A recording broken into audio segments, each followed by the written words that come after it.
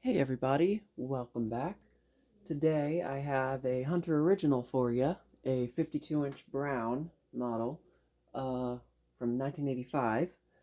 And this is another fan that I got from fellow fan collector Donovan, also known as Elevator and Ceiling Fan Enthusiasm on YouTube. Um, and this I got it along with that 36-inch plastic Emerson that I filmed around the same time, but took this one a little bit longer for me to get to because I had to get through those smoke detectors. But anyways, this one is reversible, and it is a not an R&M one. It's a almost my favorite variation.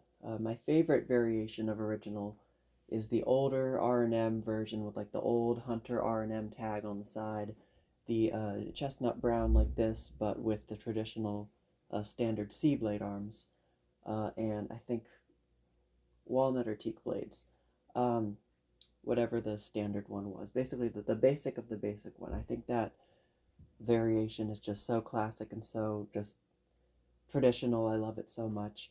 Um, and so this one is, like I said, from 85. It's actually from July of 85.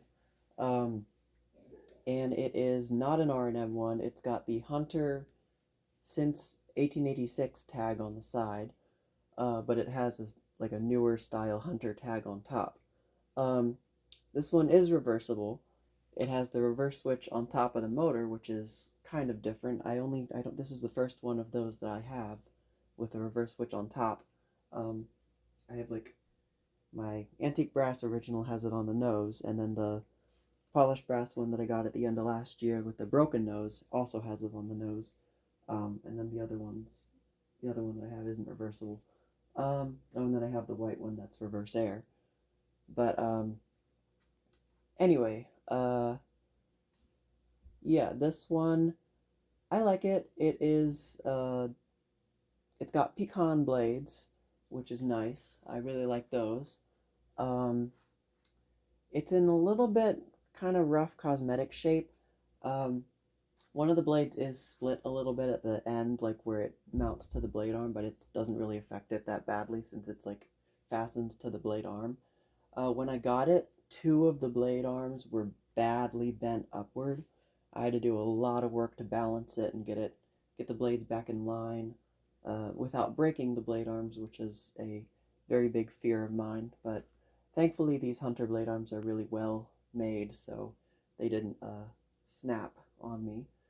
And I got it pretty well balanced and well aligned. So yeah, I think it turned out really nice. The motor housing is in pretty good shape.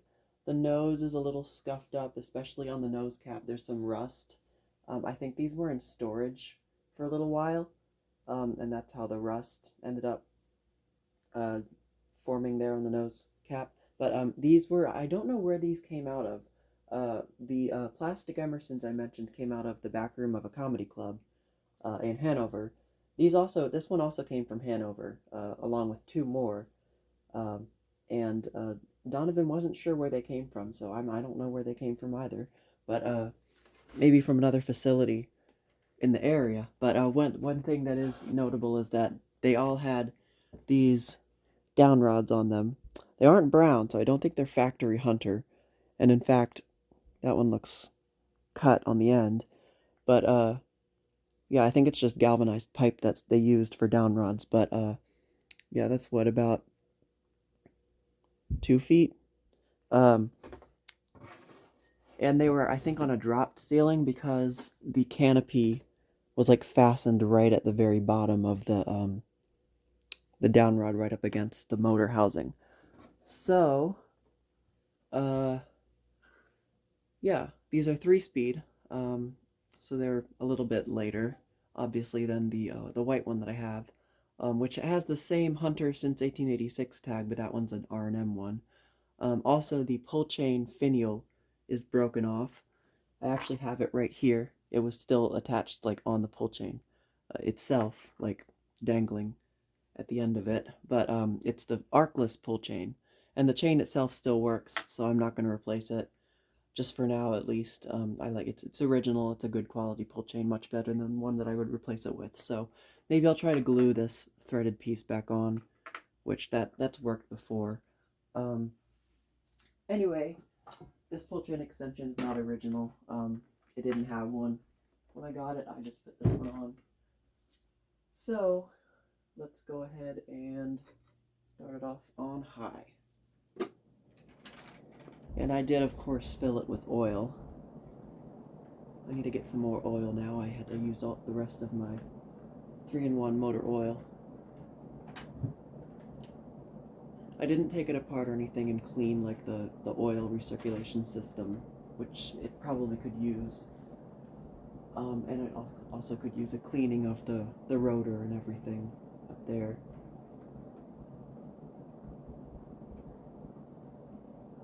But I did clean like the nose. Like there wasn't a whole lot of oil residue around it, so I don't know how well it was maintained. It did have some, so that tells me it was at least initially oiled when it was installed.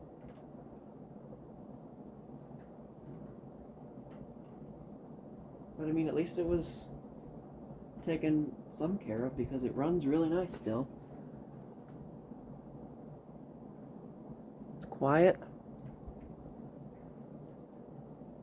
Moving a lot of air. I'm really happy with how well balanced I was able to get it, because when I first put it up, when I first attached the blade arms, it was like all bent out of shape. It was ridiculous. And this is like almost a very, very little wobble, but almost none. And I'm very satisfied with that.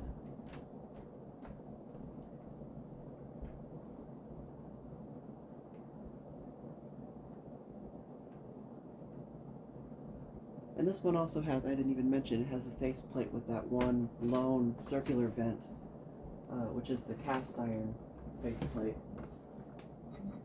Turn it down to medium. The white reverse air that I have has that same cast iron faceplate with the single circular vent. I don't know what the significance of that was though, because they did produce other cast iron faceplates without that circular vent at the same time.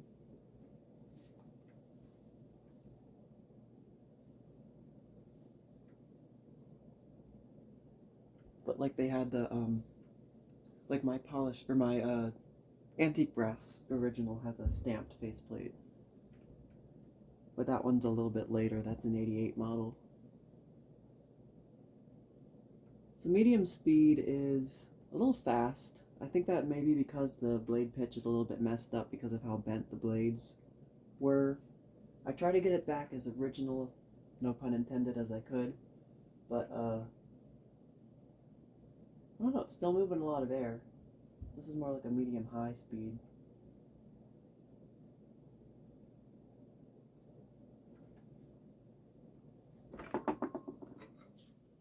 Alright, down to low. Keep kicking stuff around.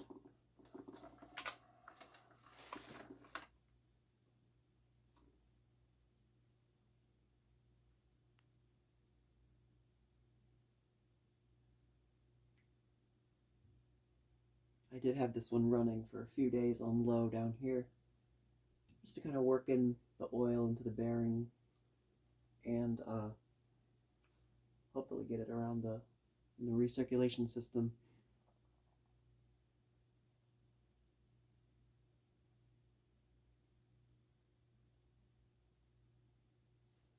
Low speed is nice and slow. Very nice aesthetic restaurant low. And of course originals are like the perfect restaurant fan in my opinion.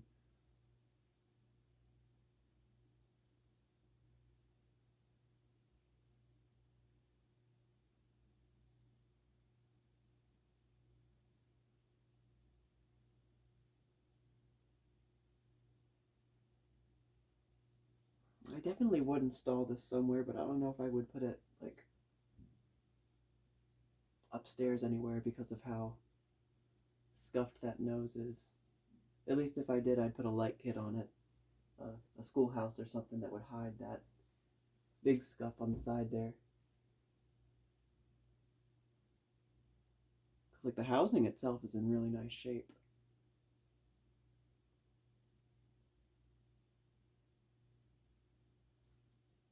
The blades are in okay shape. All right, back up to high.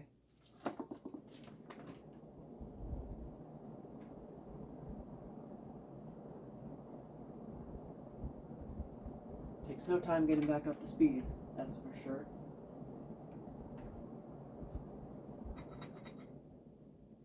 And spin down.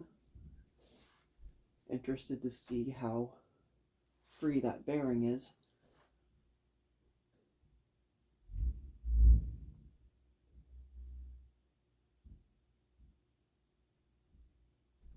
It's looking like it's going to come to a fast stop.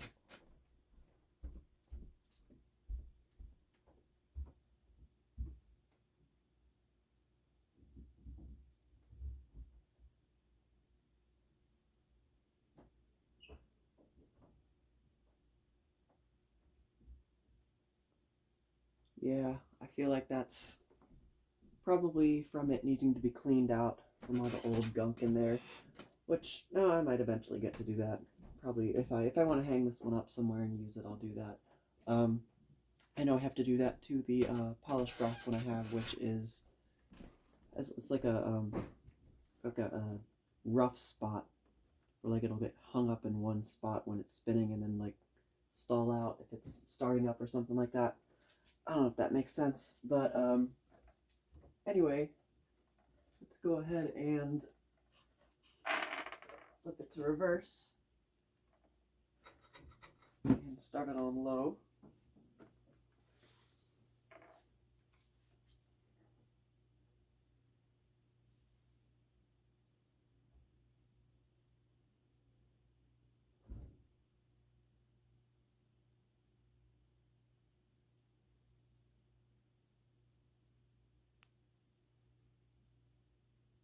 I should get a set of brown reverse air blade arms for this one so I could make it do reverse pitch downdraft.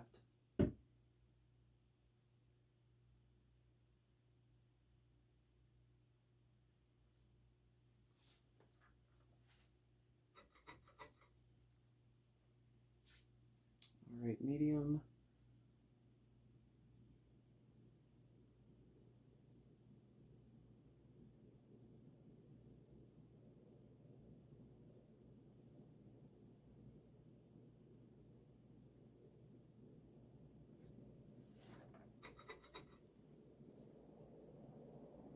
And high. Wobble seems a bit better in reverse.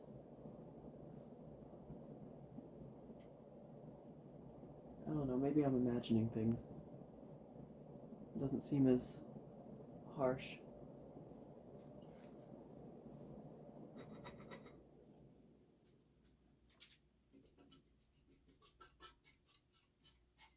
Right. I'm going to run it on low a little bit longer after I'm done filming to work the oil and more to that bearing. Maybe I'll add some more oil too. But anyway, here is up close view of the fan. So as I mentioned, the motor housing itself is in really nice shape. It's like hardly a scratch. Just a little dusty and dirty. Just needs to be cleaned some more. But the nose got some scuffs on it. And from looks like that pull chain finial broke a long time ago if it's been had to be pulled enough to wear off the paint there in a pattern. But that pull chain would go right there, the finial.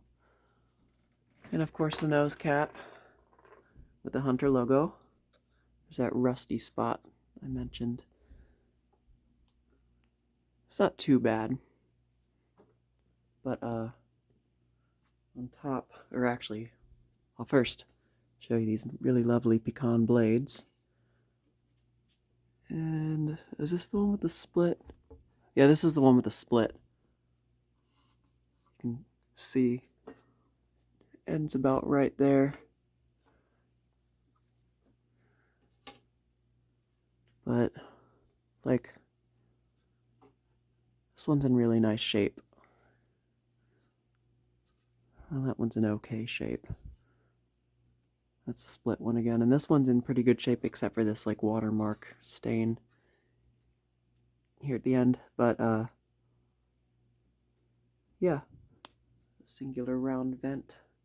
And then of course this one's got the crescent blade arms, but my favorite variation has the C blade arms. As I mentioned, there's your Hunter, the original since 1886 tag. And then on top, Hunter Fan Company, model 25572, catalog number 25572-001. This is a 1.1 amp motor, so it's not the 2 amp motor, but